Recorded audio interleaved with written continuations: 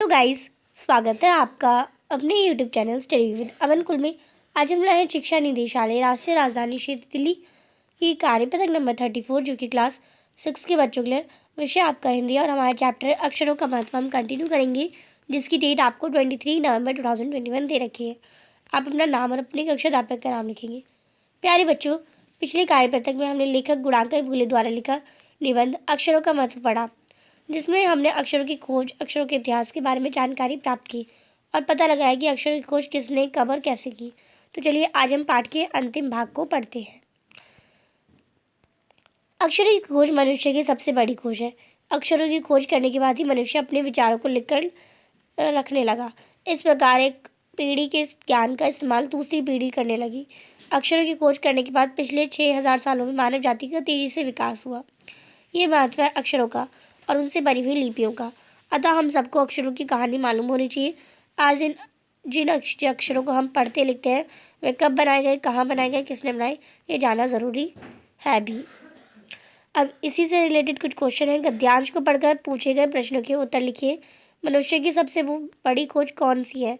तो मनुष्य की सबसे बड़ी खोज है अक्षरों की। तो इसमें आपका खा ऑप्शन करेक्ट हो जाएगा। मनुष्य अपने विचारों को कब लिखकर रखने लगा? अक्षरों की खोज करने के बाद, अक्षरों की समझ बनने के बाद, अक्षरों को पढ़ने के बाद, अक्षरों को बोलने के बाद। तो अक्षरों की खोज करने के बाद, तो इसमें अभी आपका का ऑप्शन करेक्ट हो जाएगा।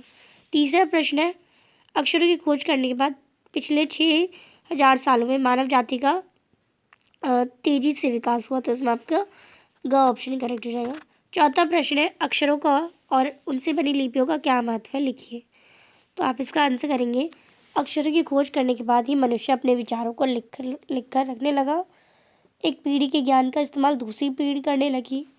अक्षरों की खोज करने के बाद मानव जाति का विकास तेजी से हुआ। नेक्स्ट क्वेश्चन आपको एक गतिविधि दे रखी है।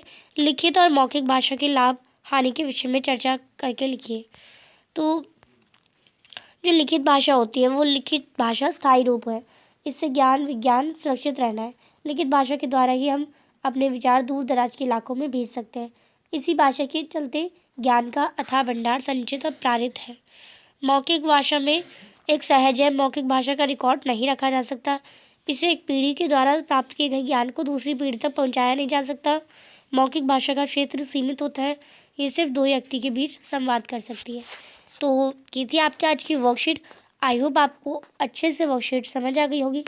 चैनल को अभी तक सब्सक्राइब नहीं किया तो प्लीज़ मेरे चैनल को सब्सक्राइब ज़रूर करें और ये वीडियो अच्छी लगी तो इसे लाइक और शेयर ज़रूर करिएगा।